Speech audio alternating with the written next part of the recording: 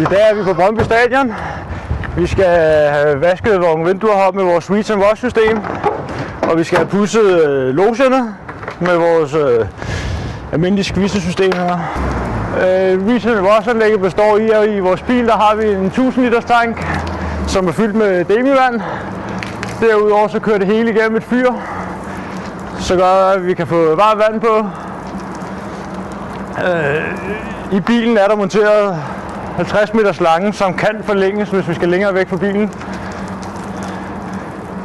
Og i tilfælde af, at anlægget kører på bilens motor, men i tilfælde af, at vi skal være et sted, hvor ikke vi må holde med motoren tændt, kan vi også sætte systemet til at køre på strøm i stedet for. Altså hvis vi har hele stadion, så er det ikke noget, vi når på en dag. Men som regel det vi kører, der kun er beregnet op til kamp, hvilket vil sige, det er logen her og alle indgange og sådan noget. Så bruger vi en dag på at pudse, så vi er klar til kampen, ikke?